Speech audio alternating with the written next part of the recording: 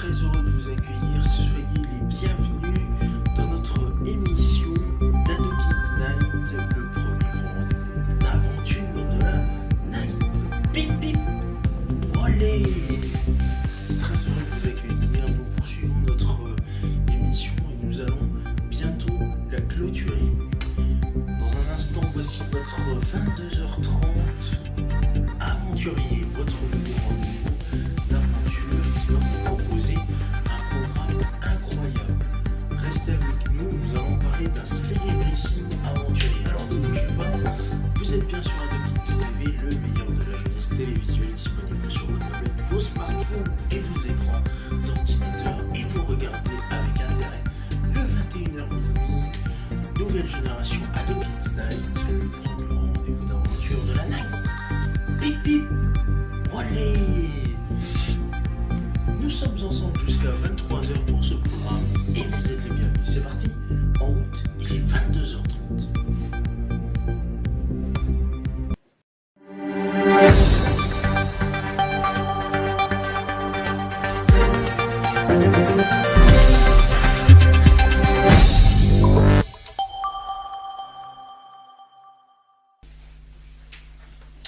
Bonsoir à toutes et à tous, madame, monsieur, merci à vous de votre fidélité et bienvenue dans ce 22h30 aventurier, le premier grand rendez-vous des aventuriers historiques d'Ado Kids TV, le meilleur de la jeunesse télévisuelle, disponible sur vos tablettes, vos smartphones et vos écrans d'ordinateur, prochainement disponible à la télévision.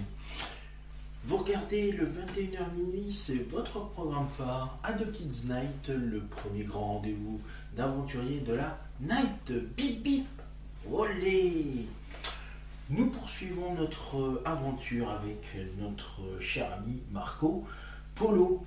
Et justement, nous en étions hier avec le livre de Marco Polo. Et cette fois-ci, nous allons nous intéresser, dans son livre de Marco Polo, au transfert de technologie militaire.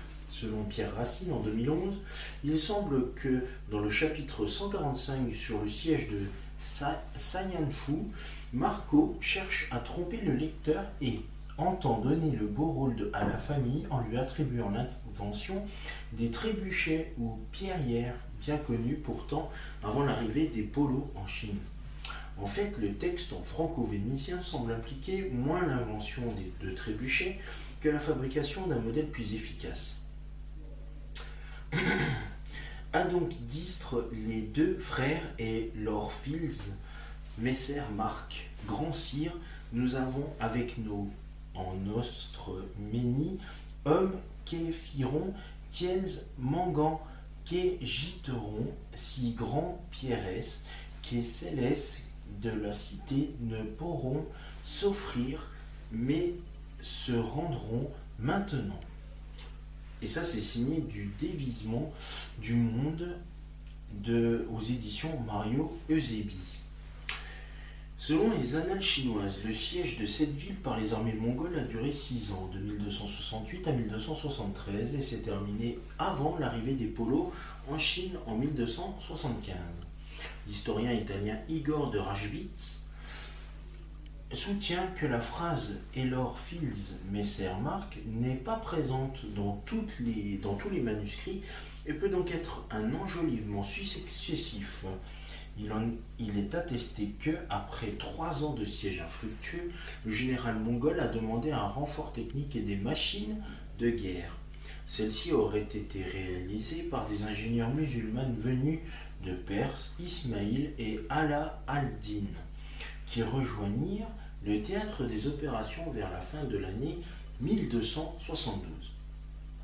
Selon les annales Yuan, en réponse au Khan, l'Ilkhan Aqaba envoya Alawad-Din et Ismaïl avec leur famille jusqu'à Pékin, où une première pierrière fut montée devant les 5 portes et essayée. En 1273, quand Xiang Fan tombe aux mains des Mongols après un siège de 5 ans, c'est grâce à des pierrières. Ensuite, les pierrières furent utilisées dans chaque bataille avec un invariable succès, notamment sur le fleuve Yangtze, où la flotte Song fut anéantie. L'année suivante, l'empire Song se rend enfin aux Mongols. Selon certaines interprétations, les parents de Marco qui sont rentrés à Venise en 1269, auraient proposé les trébuchets à Kubilai, fait réserver des madriers, et étaient les messagers des dépêchés à l'île Khan Abaka, lequel fit réquisitionner les ingénieurs. Concernant la présence dans les annales chinoises, voici ce que disent les annales officielles de la dynastie Yuan. En 1277, Polo, nommé enquêteur privé envoyé adjoint. En 1282, au lendemain de l'assassinat de son premier ministre Akhmat, l'empereur, transporté de colère, se rendit le même jour à Chengdu, sa capitale de Mongolie, et ordonna à Polo, l'enquêteur privé et envoyé adjoint, à Horn Kono-se, surintendant des études au conseiller d'administration AUI et autres, de prendre des chevaux de poste et de se rendre immédiatement à Pékin pour instruire l'affaire et juger les coupables.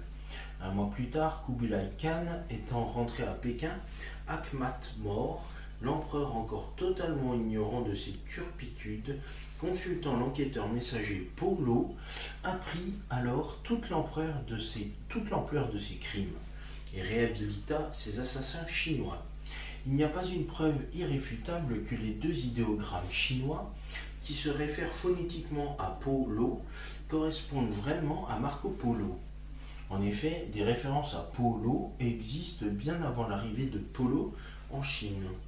Cela dit, les inscriptions ci-dessus correspondent exactement au livre.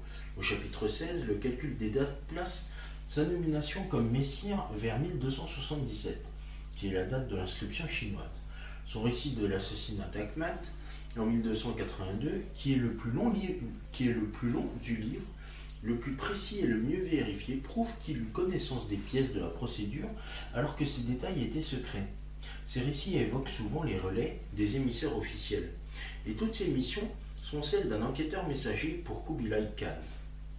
Un ambassadeur n'était rien d'autre, et la seigneurie de Marco Polo sur Yongzhou implique seulement qu'il y était l'œil de l'empereur. S'il amasse avec ses parents un trésor en pierres précieuses, il ne dit pas que ce fut par le commerce. Leurs émoluments et les cadeaux de Kubilai durent suffire à leur constituer une fortune. S'ils étaient désignés comme marchands, les praticiens vénitiens étaient souvent aussi officiers d'active, diplomates, conseillers d'État. Un observateur attentif. Comme le note l'historien Pierre Racine, Marco est un homme d'une curiosité universelle, observateur attentif des mœurs et des coutumes des hommes. Dans ce qui est essentiellement un carnet de voyage, Marco accorde une attention particulière aux affaires politiques et économiques du vaste empire mongol. La poste, la monnaie, le mécanisme des prix, il ne manquait pas ainsi de souligner tout le profit que le grand Khan pouvait tirer des émissions monétaires fondées sur le billet de banque, ce dernier faisant entrer des métaux précieux dans son trésor et les convertissait en billets. Il ordonnait également à ses sujets de porter à l'autel des monnaies, des pierres précieuses, de l'or et de l'argent qu'il payait en billets. Il décrit aussi l'emploi du charbon, les procédés de l'extraction de l'amiante, le culte des idoles ou des pratiques plus spécifiques comme le respect des vaches en Inde. Il porte un intérêt particulier aux pierres précieuses, il remarque en Perse les splendides turquoises, dans le nord de l'Afghanistan les lapis lazulis à la couleur bleue intense et les rubis au rouge brillant. Ceylan est la terre par excellence des pierres précieuses. On y trouve rubis, saphirs, topazes, améthystes. En Inde, autre merveille, les perles. En marchant à Visé, il est aussi intéressé par les épices, mentionnant tour à tour la cannelle, le galanga, la noix de muscade, le safran, surtout les diverses sortes de poivres, blancs, noirs, cubeb, le gingembre, le clou de girofle. Il s'intéresse aussi aux divers types de tissus qu'il désigne par les termes techniques locaux. Sandales, bougueran, moselin, nac, naziche. Et signale au passage les endroits où on fabrique les soieries épaisses lamées d'or. On peut se demander avec Pierre Racine quel est son véritable visage. Marchand, ethnographe, homme d'État, selon Borlandi, ce serait d'abord un marchand qui écrit pour un public de marchands. Sur 234 chapitres, dont 19 pour le prologue, 67 sont consacrés à des légendes des faits historiques, 39 n'entrent dans aucune catégorie, mais 109, donc près de la moitié, décrivent une ville ou une région avec un schéma rigide. Nombre de journées de marche ou de miles d'une ville ou d'une région à l'autre, les productions naturelles et artisanales, surtout les produits de luxe, soie et soieries, épices diverses, pierres précieuses, les monnaies avec de temps à autre leur valeur par rapport à celles en cours à Venise. Toutefois qu'il aborde un chapitre concernant une ville, il tente d'informer ses lecteurs-auditeurs sur le nombre d'habitants et sur les revenus et les taxes. Si Marco Polo est observateur attentif, on ne sait pas souvent par quelles actions, par quelles introductions il a pu les faire. Que ce soit par Rustichello ou par Marco Polo lui-même, ces opérateurs ont été effacés du texte pour ne livrer au lectorat qu'une description, une classification, un dévissement des observations faites. Zrinka Stahulčák, médiéviste, affirme que cette capacité directe à voir sans intermédiaire, capacité donnée à Killy, est une des mythes de l'Europe qui est en train de se créer. Il n'y a pas de médiation à la communication, communication qui dépend d'abord de la simple possession du livre. C'est l'argent qui est médiateur, comme dans ce que raconte Marco Polo au sujet du papier-monnaie du Kubilai Khan. L'argent est la véritable langue de communication et les diverses langues de l'Empire deviennent similaires à des marchandises. Le monde que Marco Polo décrit à son lectorat est un monde où les merveilles sont des produits offerts, où tout est convertible. Polyglotte, Marco Polo parlait vraisemblablement le mongol, le chinois, le persan, le ouïghour et l'arabe. Il maîtrisait aussi 4 systèmes d'écriture. À travers son récit, il ferait preuve d'une grande sensibilité à la diversité des sociétés et ne porte presque jamais de jugement négatif. Loin d'opposer sa culture à celle qu'il découvre, il décrit un monde pluriel fait de différences démultipliées qui interdisent aux Vénitiens et à ses lecteurs de se tenir pour le centre du monde et de se targuer d'une identité irréductible. Adoptant le ton neutre des encyclopédies, au lieu de donner des renseignements sur son voyage proprement dit, il accumule les observations factuelles sur les pays visités, géographie, distance, faune, alimentation, habillement, curiosité, grande dimension des jungles de mer chinoises, présence des pirates dans la mer de Java, etc.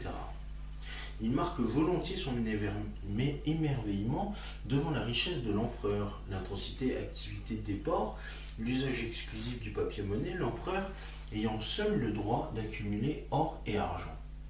En ethnologue, il s'intéresse aux pratiques sociales et religieuses d'Extrême-Orient, bouddhisme, lamaïsme, taoïsme, islam, religion dérivée du christianisme, nestorien, jacobite, culte de saint Thomas, ainsi que les peuplades animistes qui adorent des idoles.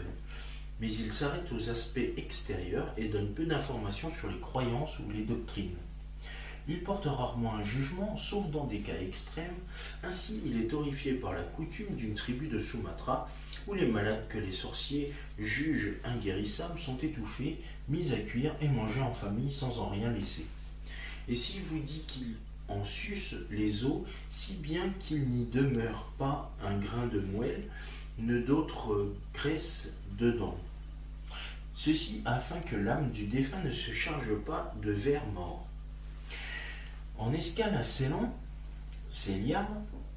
il mentionne le pic d'Adam, le lieu de pèlerinage pour les musulmans qui y vénèrent les reliques d'Adam, ainsi que pour les bouddhistes qui en font le lieu de naissance du Bouddha et y vénèrent ses cheveux, ses dents et son bol aux eaux al-Aoumoun.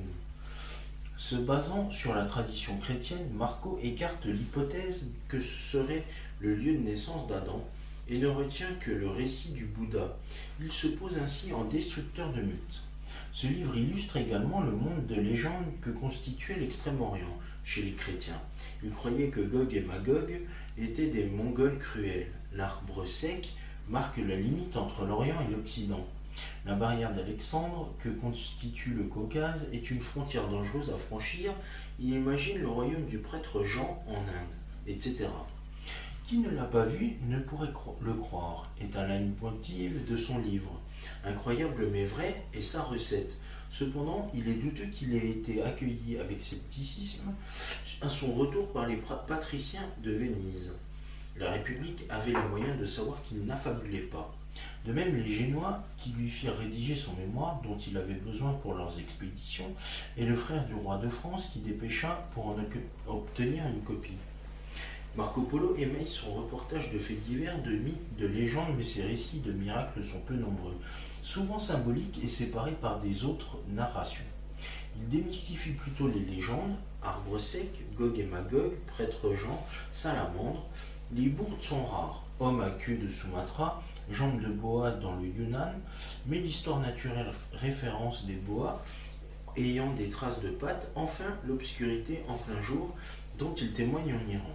En effet, dans le premier chapitre, Rusticello explique que son livre fera toujours la distinction entre ce que Marco a vu de ses propres yeux et ce qu'il a entendu avec ses oreilles, afin de permettre au lecteur de distinguer le vrai du vraisemblable. Et pour se mettront les choses vues pour vues et l'entendu pour entendu, pour ce que notre livre soit droit et véritable, sans nul mensonge, et chacun que ces livres liront ou voiront le doit croire, pour ce que toutes sunt choses véritables. L'histoire racontée par Amusio, selon laquelle Marco Polo et ses parents se seraient présentés en habit de mendiant, avec une doublure pleine de rubis et joyaux qu'ils montrèrent au cours d'un dîner pour se faire reconnaître, est un enjolivement tardif. Paru en 1298, le livre de reportage qui a rendu Marco Polo célèbre est l'un des premiers ouvrages importants en langue vulgaire, le dévisement du monde, que l'on trouve aussi sous d'autres dénominations comme Il Milione ou le Livre des Merveilles, est un des rares ouvrages manuscrits avec la légende dorée de Jacques de Voragine et le roman de la Rose, Guillaume de Loris et Jean de Meung, à connaître un succès considérable avant même sa première impression à Nuremberg en 1477. Ce succès est en partie dû à sa rédaction initiale en français, langue de communication en vigueur à l'époque que maîtrisait Rusticello de Pise, l'écrivain qui a transcrit les mémoires de Marco Polo alors qu'il était son compagnon de détention durant les guerres opposant Venise à Gênes en 1298. En dépit du succès rencontré, l'ouvrage était surtout lu comme un récit fantaisiste. Et ce n'est que 50 ans après la mort de Marco que son livre commencera à avoir quelques influences sur la cartographie. L'Atlas catalan de 1375 intègre les informations données par Marco Polo pour dessiner la carte de l'Asie centrale et de l'Extrême-Orient, ainsi que partiellement pour l'Inde. Même si les noms sont déformés, Cathay est bien situé à la place de la Chine. De même, la map monde de Fra Mauro, carte de Fra Mauro, détaille la Via Mongolica, voie de Mongolie des épices et de la soie. Cet ouvrage servira de référence pour les explorateurs ultérieurs. Au XIVe siècle, il inspire Andalo da Savignone, auteur de 4 voyages, 1330, 1334, 1336 et 1339, Galeotto Adorno et Gabriele Basso. Au siècle suivant, il inspire Vasco de Gama et Christophe Colomb.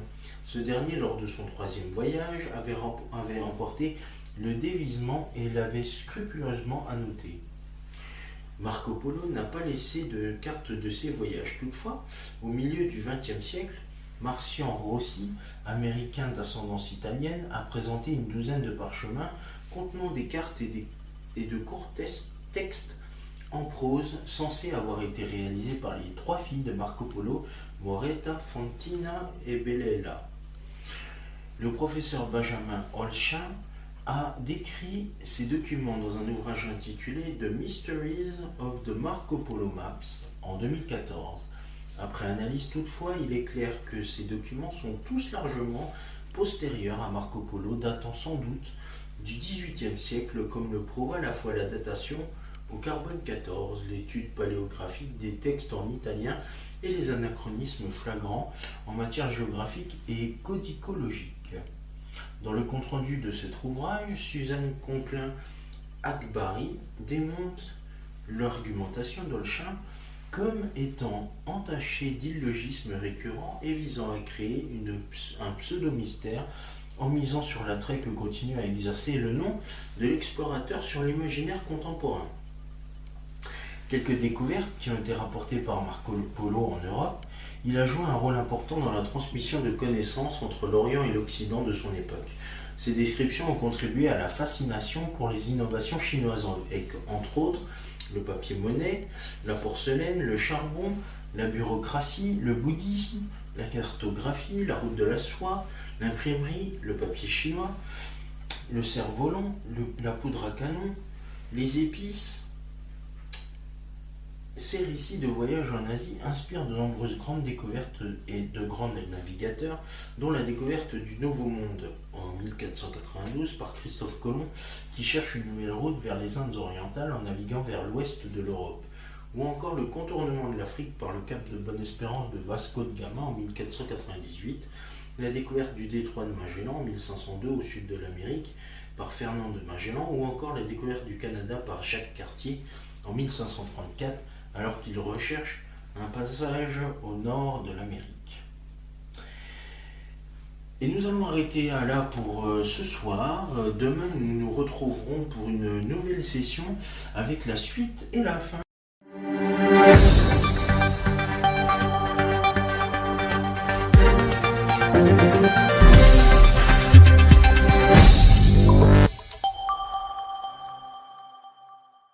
Mes petits poussins, mes petits poulets, vous pouvez voir s'afficher sur votre écran les réseaux sociaux, mais aussi le compte YouTube d'AdeKids TV.